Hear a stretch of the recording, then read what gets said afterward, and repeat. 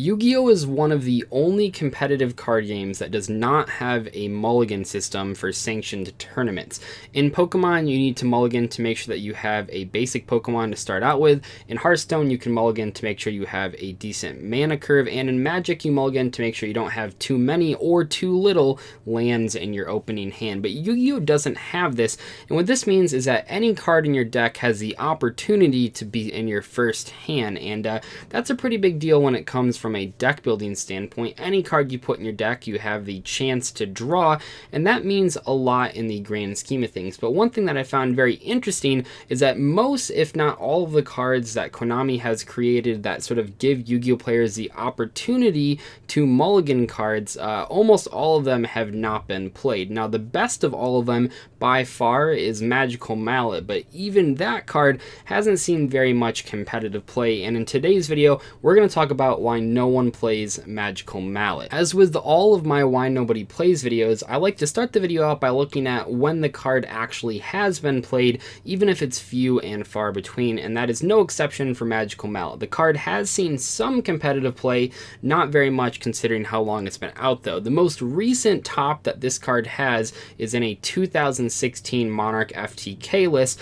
Before that though, you have a couple Prophecy lists from 2013 playing this card in conjunction with Spellbook of Judgment, and that's a really crucial part of what makes Magical Mallet good in that deck. It never was the optimal choice, but it does have a few tops using it, mainly because of the combo with Spellbook of Judgment. And one of the players that topped the WCQ in 2013 with Magical Mallet, he said this quote. He said, "Who cares if Magical Mallet is a -1 if it turns your awful hand into a judgment hand where you just lock your opponent out of the game." Now that sort of alludes to the main issue with Magical Mallet in that it's a -1 card, but it shows that one of the ways that you can circumvent that is by making your deck so ridiculously insane that it doesn't matter if you take a -1 as long as you get to one of your crazier combos. In the case of Spellbook of Judgment, not only did it let you dig towards your better spellbook cards by using Magical Mallet, but Magical Mallet also actually increased the spell count for your judgment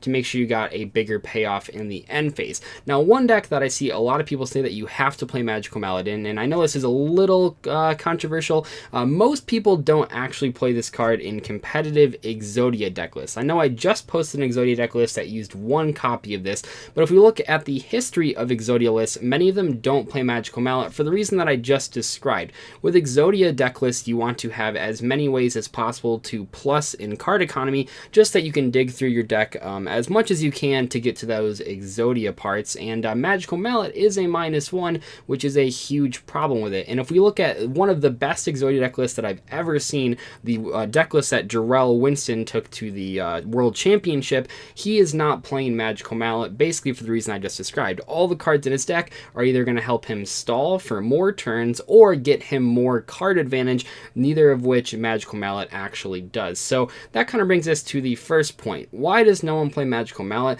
Well, Magical Mallet is a card that actually lessens the number of options that you have in your opening hand, and this is pretty important. I talk about card economy and card advantage a lot in these Why Nobody Plays videos because it does matter no matter which type of level of card game you're playing. If you're a casual player, a competitive player, somewhere in between, card advantage is a great way to actually beat your opponents. If you constantly have more cards than your opponent, you're going to have more ways to actually defeat them, which means that a card like Magical Mallet that only takes away cards isn't going to be that good. But more importantly, Magical Mallet shouldn't be a good card to run because you should probably make sure that most of the cards in your deck are going to be good in a variety of situations. Now, maybe in more casual duels where you don't have as many 2-ofs and 3-ofs in your deck, maybe those cases Magical Mallet might be a little better. But if we're talking about rogue decks that are good or competitive decks just in general, almost all the cards you put in there you want to have in your hand. Otherwise,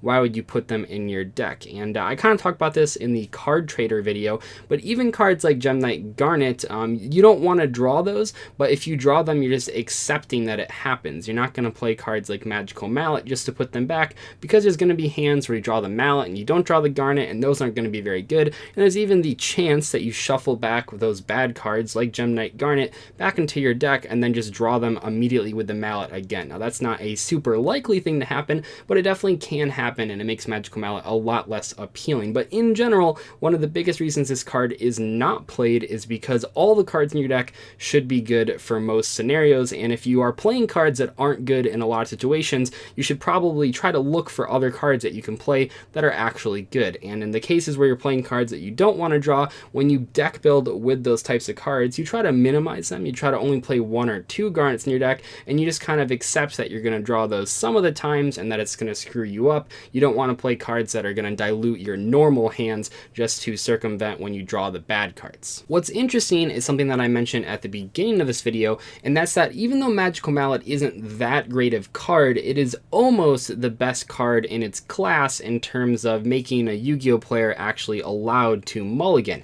If we compare this card to Card Trader, it's just infinitely better because it's way faster and doesn't require you to play a continuous spell. You can activate it immediately and it doesn't have any fear of being destroyed by a card like Mystical Space Typhoon. That makes it a lot better than Card Trader, but also if we compare it to a card like Reload, Magical Mallet's going to be better in almost every situation just because you actually can select which cards you want to put back. If you have half good cards in your hand and half bad cards in your hand, you don't have to put back all of them in hopes to get a completely new hand. You can only put back the bad cards, and hopefully that means that your hand will be a lot better than if you had put them back with Reload. But what I want to show you is that this mechanic, this sort of mulligan mechanic, actually does have some positioning in competitive Yu-Gi-Oh! As long as it's not the only thing the card's doing. And my example for this is Baobaboon, released in Maximum Crisis just a year or so back, and this card was played in several competitive deck lists, not only Zodiac True Draco, but also the Metal Foes True Draco deck list,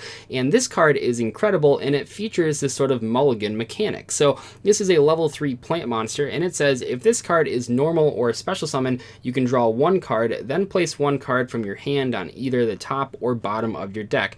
If this card is destroyed by battle or card effect, you can special summon any number of Baobaboon from your deck. Now, why is this card so much better than a card like Magical Mallet? Well, of course, yes, it's a monster card, but more importantly, you could destroy this card with things like Dragonic Diagram and get a huge amount of tempo swings and card advantage, because you would summon the Baobaboon, you would draw a card first, that's really important, and then you put the worst card in your hand on the bottom or top of your deck, you would activate your Dragonic Diagram, you'd pop the Baobaboon, and then you'd get the add from the Dragonic Diagram. Maybe in some cases you put back what you were going to add back to the top of your deck with the Baobaboon because you knew you were going to get it back immediately, and then you get to special summon 2 more Baobaboons from your deck, which then you can use both of their effects to draw more cards and put more cards back. And after all things are said and done, you not only have a Dragonic Diagram search, but you've also drawn 3 cards with Baobaboon and put back the 3 worst cards in your hand, and now you have 2 level 3 plant monsters on board that you can make a rank 3 monster with.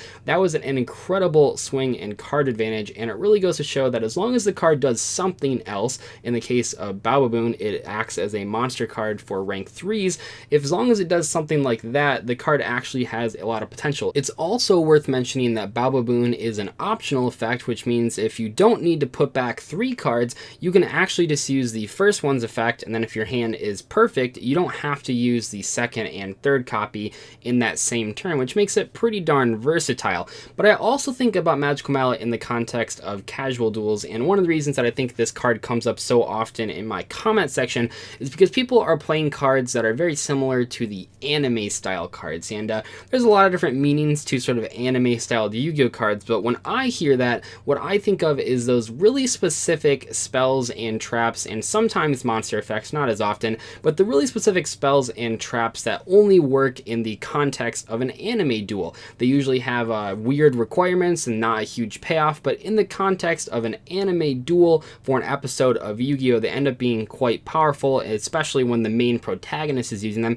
I think of cards like Synchro Blast Wave. Even in a deck that is synchro summoning every single turn, you obviously don't want to play this card. It's never seen any competitive play or even really that many casual decks. I don't think people are playing this card at all, but this is the card that was seen in the anime just because, yeah, it's a card that goes with Junk Warrior. It kind of gives Junk Warrior this added ability. There's tons of cards like that out there, and they don't usually translate well into the main game, but I think of cards like that. If you're playing a lot of sort of these anime styled cards that only work in very specific situations, yeah, I guess Magical Mallet then by comparison is going to look a lot better because you can shuffle back those sort of bad cards to hopefully draw into to better ones. If you are playing those types of cards though, and you are playing Magical Mallet to circumvent their drawbacks, the main drawback of those cards usually being that they're way too situational, I would just heavily advise just playing better cards. You don't have to play necessarily more expensive cards, but even if we compare something to like Synchro Blast Wave, what else could you play? Maybe Smashing Ground or Dark Hole, anything that doesn't require you to have a Synchro monster, and then you might find that you don't have to Magical Mallet back your cards because your cards are just inherently good enough to keep in your hand. Anyway though, that is pretty much going to wrap up my discussion on Magical Mallet, a card that has seen very little competitive play despite giving Yu-Gi-Oh players the chance to use a mechanic that isn't seen in the conventional Yu-Gi-Oh game but is seen in many other card games. I don't think Yu-Gi-Oh will ever have the mulligan rule added to the game. It does work sort of in the battle pack battles that people do sometimes. I know that was an official rule for a little bit, but as far as the main game goes, I don't think we're going to see a mulligan mechanic anytime soon. Hopefully you guys knew this video though. Let me know what you think of Magical Mallets in the comment section below, and I will see you later. Bye.